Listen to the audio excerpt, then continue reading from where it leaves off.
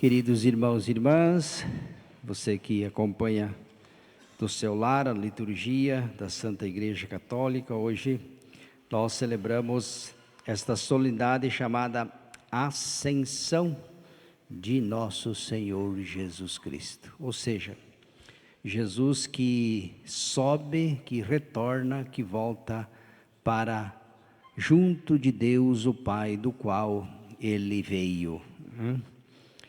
Esta solenidade da Ascensão, ela tem muito a nos dizer e nos ensinar. Vamos tentar pontuar alguns ensinamentos que poderão nos ajudar a compreender esta grande solenidade e que maneira ela se aplica na vida de cada um de nós. Nós vemos que Jesus, hoje, já nas liturgias passadas, ele já vem se despedindo, já vem acenando para os seus apóstolos que ele voltará para junto de Deus. E percebendo que os discípulos ainda estão, vocês viram que ainda hoje diz que Jesus apareceu, se aproximou, falou, e ainda assim eles tinham dúvida no coração. Você vê que ainda eles vão precisar muito da ajuda do alto. É necessário que o Espírito Santo purifique, dissipe toda dúvida, insegurança, incerteza, medo, que ainda, apesar de tudo, o que eles viram do Mestre, ainda a dúvida, a incerteza está presente no coração deles. E Jesus, percebendo isso, hoje ele fala que, diz, toda autoridade me foi dada no céu e na terra. Portanto, ide e fazei discípulo meu todos os povos. Essa é a ordem que ele dá, batizando em nome do Pai, do Filho e do Espírito Santo e ensinando. E eis que estarei convosco todos os dias da minha vida, até o final dos tempos. Então Jesus deixa claro que não os abandonará, eles não ficarão órfãos. De fato, Jesus já havia falado, semana passada, não vos deixarei órfãos. É necessário que eu vá, porque se eu não for, não virá sobre vós o Espírito Santo. Nós iremos celebrar o Pentecostes, E o Pentecostes, na verdade, é uma manifestação daquilo que Jesus prometeu, Quando Jesus é elevado hoje na ascensão, ele diz, permanecei perto, unidos, que em breve eu me manifestarei novamente a vocês. Agora a manifestação de Jesus vai ser através do seu Espírito Santo. Se até agora ele se manifestou visivelmente, fisicamente, podiam vê-lo e tocá-lo, A partir desse momento, com a ascensão, com o retorno, eles não mais o verão. Sua presença física será substituída, vamos dizer, através deles, ele vai estar presente e agindo, mas de outra forma. É o Espírito Santo de Deus que irá conduzir, que irá indicar o caminho. É o Espírito Santo prometido e derramado que vai fazer com que eles compreendam tudo aquilo que até então ainda eles não compreenderam.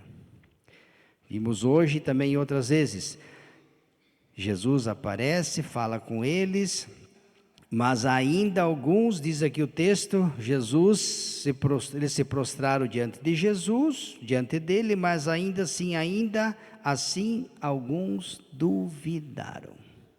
A dúvida ainda está presente, é preciso que a dúvida seja dissipada. Tem uma lei no trânsito que diz, na dúvida nunca ultrapasse, A gente nunca sabe o que está vindo do outro lado. Então a dúvida, ela leva às vezes ao medo, à insegurança, A pessoa não sabe se vai para lá, se vai para cá, se vai para frente, se vai para trás, se vai ou não vai, ou fica. É ruim a gente ficar na dúvida. Ainda mais quando a dúvida nos impede de agir. Quando a dúvida tira de nós a coragem. Quando a dúvida sufoca, em vez de dirimir a dúvida ou sair dela, a gente fica preso à dúvida e a gente paralisa. Então essa dúvida, ela não é boa, ela atrapalha. Mas é o Espírito Santo que foi derramado sobre eles que vai fazer com que eles, veja, graças à ajuda do alto, que eles vão depois compreender. E por que é importante a gente refletir sobre isso? Porque assim como o Espírito Santo fez deles novas criaturas, eles fizeram com que os apóstolos compreendessem com clareza e que dessem no mundo testemunho e morressem mártires, né? Para nós é importante refletir, porque o Espírito Santo derramado, ele não foi só derramado sobre os apóstolos. O Espírito Santo não é a coisa que aconteceu há 2000 anos atrás e que foi derramado só sobre uma categoria de pessoas. O Espírito Santo, meu irmão e minha irmã, foi derramado sobre cada um de nós. Você também recebeu o Espírito Santo. E veja o que o Espírito Santo e os dons, todos os dons, fez na vida. Então, deveria fazer a mesma coisa na vida de cada um de nós. Eu usei um exemplo na capela, acho que ele é válido, né? O Espírito Santo é como aquele adubozinho, né? Que a gente coloca aquela plantinha que está lá, a gente vê que ela está mais morrendo do que dizer, por que essa planta está faltando alguma coisa? Ela está lá e não sai, né? Aí você vai lá, coloca um adubo, uma ureia nela, uma água, dali uns dias aquela planta revigora. Você diz, nossa, parece que um milagre, o que aconteceu? É isso que o Espírito Santo deveria fazer em nós. Mas eu usei um exemplo também, que aplicado aqui, pode ser que aquela plantinha, que mesmo tendo recebido o adubo, ureia, ela não cresça e não produza fruto. Sabe de que maneira? Que essa mesma planta que o padre falou que se adubada ela, mas ela pode também não só não florescer, como murchar e morrer. Por quê? De que maneira que isso acontece? Quando que isso acontece? Saberia dizer? Por exemplo, se eu vim aqui colocar a mão na vela aqui, ela vai acender ou vai apagar? Ah, vai apagar. Mas por quê? Porque houve uma ação sobre ela. A mesma coisa, se alguém quiser acender essa vela e tiver um plástico ou alguma coisa que impeça, ele vai conseguir acender a vela? Não. Mas porque a vela não é boa? Porque a vela não presta? Não. Porque tem alguma coisa que impede. Assim também acontece comigo, com você, com todos nós. Se sobre nós tem um telhado, né? Aquela plantinha, ela pode morrer se, por exemplo, eu abrir um guarda-chuva, ou colocar um plástico e vedar, e fazer com que a água da chuva do céu não caia nela. Cai, mas não cai nela. O sol que é necessário, não vai vir, mas não nela. O vento, o frio, o calor, não, porque tem alguma coisa que está impedindo. Assim também acontece conosco. Os dons de Deus foram derramados em cada um de nós, aquele adubinho divino, podemos dizer. Mas se eu coloco obstáculos, no caso da planta que o padre falou, o guarda-chuva, ou um plástico, uma lona, são empecilhos. Na nossa vida, o que é? O orgulho, a prepotência, a vaidade, a preguiça, a inveja. Todos esses são empecilhos, são coisas que dificultam, que fazem com que os dons de Deus É aquela plantinha que tem condição de produzir, que recebeu, mas tem alguma coisa que está impedindo. Tem que retirar aquele obstáculo para que ela possa, de fato, assim também acontece na vida de qualquer um de nós. Eu recebi a crisma. Quantos crismando que receberam a crisma e picaram a mula? Como diz o gaúcho, que nunca mais nem na igreja pisaram. É aquela plantinha que está com a lona em cima.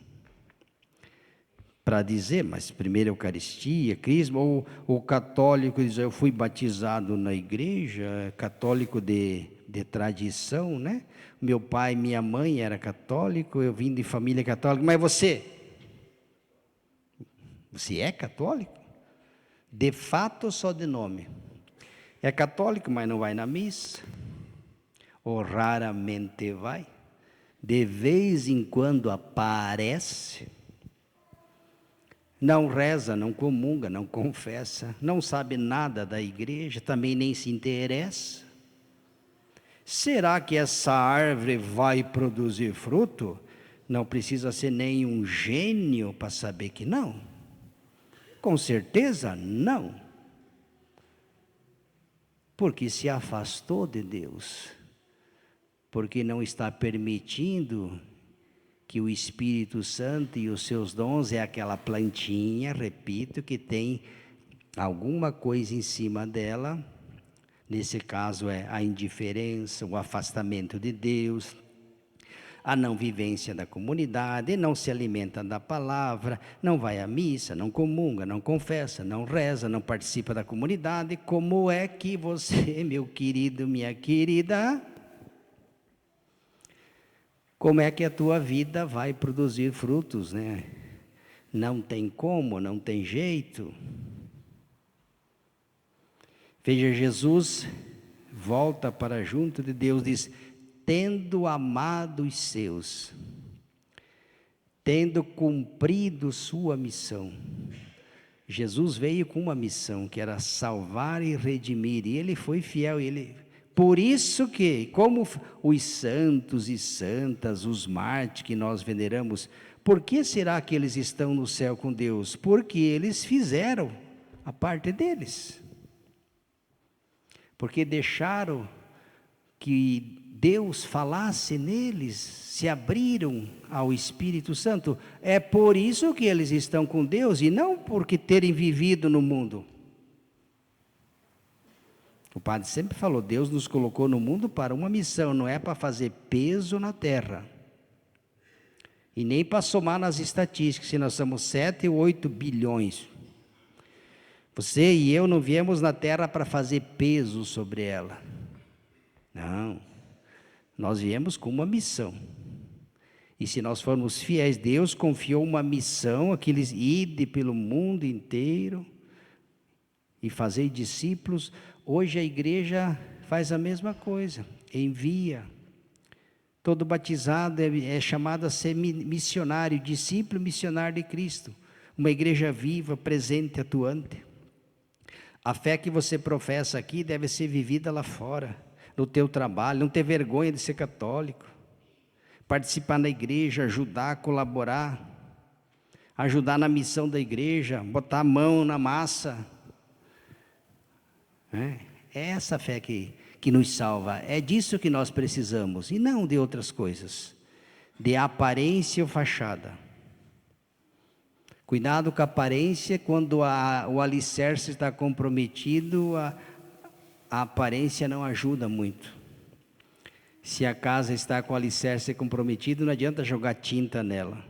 Ela só vai ficar bonita, mas se é o alicerce que está comprometido, não precisa nem ser engenheiro para saber que se o alicerce ou a coluna da casa está comprometida, aquela casa, a tendência é cair. Qualquer um sabe disso. E a nossa vida não é diferente. De fachada só as placas, né? E, geralmente a fachada esconde rachaduras, né? Quando está muito feio, bota uma faixa, faz uma faixa bonita, mas se eu estou olhado por detrás da faixa, Deus me livre.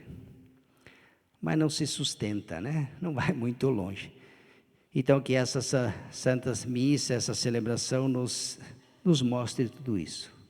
O Espírito Santo foi derramado sobre cada um de vocês. Eu, você, todos nós aqui recebemos.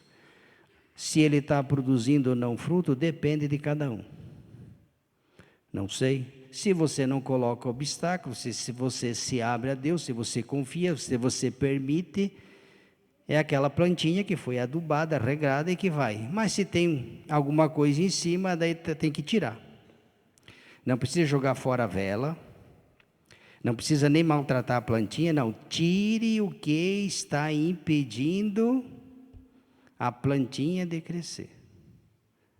Tá bom? Eu acho que deu para entender, né? Louvado seja nosso Senhor Jesus